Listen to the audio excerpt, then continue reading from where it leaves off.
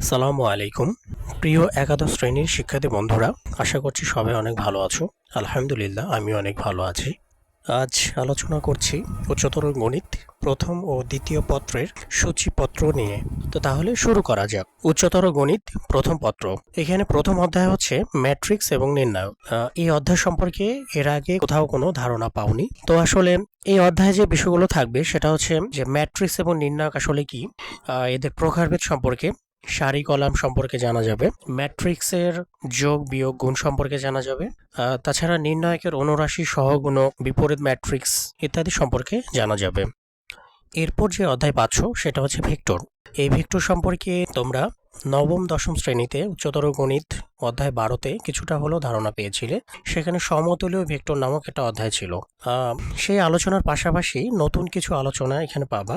সেগুলো হচ্ছে দুটি ভেক্টরের স্কেলার বা ডট গুণ, ভেক্টর গুণ বা ক্রস গুণ, অভিক্ষেপ এবং উপাংশ সম্পর্কে তোমরা জানতে পারবা। আর এই অধ্যায়টি তোমাদের বর্তমান সিলেবাসে অন্তর্ভুক্ত নেই। এর পরের অধ্যায়টা হচ্ছে সরল রেখা। আসলে এই অধ্যায়টা অনেক গুরুত্বপূর্ণ একটা অধ্যায়। আর এটা সম্পর্কে তোমরা উচ্চতর গণিত অধ্যায় 11তে স্থানাঙ্ক জ্যামিতিতে কিছুটা ধারণা পেয়েছিলে। তো এইখানে বেশ কিছু নতুন বিষয় পাবা। এর মধ্যে হচ্ছে সঞ্চারপথের ধারণা, ঢাল সম্পর্কে আরও বিস্তারিত কিছু, এক্স অক্ষের সমীকরণ, ওয়াই অক্ষের সমীকরণ, এদের লম্ব এবং সমান্তরাল রেখার সমীকরণ, এছাড়া লম্ব দূরত্ব সম্পর্কে এবং সমান্তরাল রেখার মধ্যবর্তী দূরত্ব ইত্যাদি সম্পর্কে জানতে পারবা। এর পরে যে অধ্যায় সেটা হচ্ছে বৃত্ত।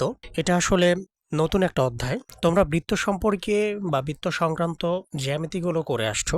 এখানে বৃত্ত সংক্রান্ত ম্যাথমেটিক্স তোমাকে সমাধান করতে হবে। এখানে তুমি কেন্দ্র এবং ব্যাসার্ধ বিশিষ্ট সমীকরণ, বৃত্তের সাধারণ সমীকরণ, বৃত্তের স্পর্শক অভিলম্ব, স্পর্শ জ্যা, সাধারণ জ্যা ইত্যাদি সম্পর্কে জানতে পারবা। এরপর আসছে বিন্যাস এবং সমাবেশ। এটা আসলে নতুন একটা অধ্যায়। এই অধ্যায়টা মূলত সাজানো বা বাছাই করা সম্পর্কিত বিষয়গুলো নিয়ে আলোচনা থাকবে। আর এই অধ্যায়টাই তোমাদের বর্তমান সিলেবাসে নেই। এর পরের অধ্যায়টা হচ্ছে ত্রিকোণমিতিক অনুপাত। আর এই অধ্যায় সম্পর্কে তোমরা নবম দশম শ্রেণীতে ধারণা পেয়েছো। আর এই অধ্যায়টিও বর্তমান সিলেবাসে নেই। এর পরের অধ্যায় হচ্ছে সংযুক্ত ও যৌগিক কোণের ত্রিকোণমিতিক অনুপাত। এটা আসলে ত্রিকোণমিতিক অনুপাত অধ্যায়ের একটা আপডেট ভার্সন। এখানে নবম দশম শ্রেণীতে তোমরা যেই সূত্রগুলো পড়ে আসছো সেগুলো সহ আরও কিছু নতুন সূত্র এখানে সংযোজন থাকবে। এর পরের অধ্যায়টা হচ্ছে ফাংশন ও ফাংশনের লেখচিত্র। আসলে এই অধ্যায় সম্পর্কে তোমরা নবম দশম শ্রেণীতে ধারণা নিয়ে আসছো, তো নতুন করে আর তেমন কিছু বলার নেই। আর এই অধ্যায়টা বর্তমান সিলেবাসে অন্তর্ভুক্ত নেই। এরপর আসছে অন্তরীকরণ অধ্যায়। এটা আসলে ক্যালকুলাস নামক একটা অপশনের মধ্যে পড়ে। ক্যালকুলাস মূলত বীজগণিত, ত্রিকোণমিতি এবং বিশ্লেষণমূলক জ্যামিতির উপর প্রতিষ্ঠিত। তাই এটা একটা নতুন জগৎ। এখানে আসলে কোনো সংখ্যা বা জিরো, যে নিচে জিরো আসলে যে এর মান অসংজ্ঞায়িত বা অনির্ণয় আকার ধারণ করে, সেই বিষয়গুলো জানতে পারবা। আর এই অনির্ণয় আকারকে নির্ণায়ক ফর্মটা যে দেয় তার নাম হচ্ছে লিমিট। তাই এখানে লিমিট সম্পর্কে জানতে পারবা। এছাড়া বক্ররেখার ঢাল সম্পর্কে এখানে জানতে পারবা। এর পরের অধ্যায়টা হচ্ছে যোগজীকরণ, যেটা আমরা সমাকলন নামেও জানি। আর এটা অন্তরীকরণের বিপরীত একটি প্রক্রিয়া। তো আমাদের বাস্তব জীবনে যোগজীকরণের গুরুত্ব অনেক। আর অন্তরীকরণ এবং যোগজীকরণ নিয়েই মূলত ক্যালকুলাস। এরপর উচ্চতর গণিত দ্বিতীয় পত্র, প্রথম অধ্যায় বাস্তব সংখ্যা ও অসমতা। এই অধ্যায় সম্পর্কে তোমরা নবম দশম শ্রেণীতে হায়ার ম্যাথ এবং জেনারেল ম্যাথে কিছুটা ধারণা পেয়েছো। মজার বিষয় হচ্ছে এই অধ্যায়ে তোমরা সংখ্যার নারী নক্ষত্র সম্পর্কে জানতে পারবা। এখানে জানতে পারবা কেন একের সাথে শূন্য যোগ করলে এক হয়, কেনই বা একের সাথে শূন্য গুণ করলে শূন্য হয়। আসলে কেন, এর উত্তরগুলো এখানে তুমি পাবা। আর এই অধ্যায়টি তোমাদের বর্তমান সিলেবাসে নেই। এর পরের অধ্যায়টা হচ্ছে যোগাশ্রয়ী প্রোগ্রাম। এটা আসলে নতুন একটা অধ্যায়, বা এটাকে আসলে ব্যবসায়িক অধ্যায়ও বলা যায়। এই অধ্যায়ের মূল থিমটা হচ্ছে যে সর্বনিম্ন বিনিয়োগের মাধ্যমে সর্বোচ্চ মুনাফা কিভাবে অর্জন করা যায় সেই বিষয়টা। আর এই অধ্যায়টিও তোমাদের বর্তমান সিলেবাসে নেই।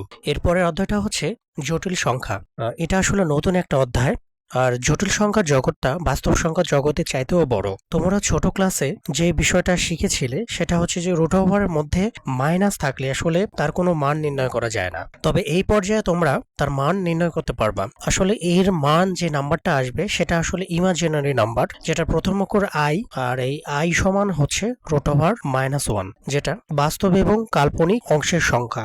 এরপরের অধ্যায় হচ্ছে বহুপদী এবং বহুপদী সমীকরণ। এই অধ্যায় সম্পর্কে তোমরা নবম দশম শ্রেণীতে উচ্চতর গণিত অধ্যায় 5-এ সমীকরণ নামক অধ্যায়ে কিছুটা ধারণা পেয়েছিলে। তবে সেখানে বহুপদী বা বহুপদী সমীকরণগুলো আসলে কেমন হয় সেই বিষয়গুলো ছিল না। তো এই ধারণাগুলো তোমরা ইন্টারমিডিয়েটে পাবা।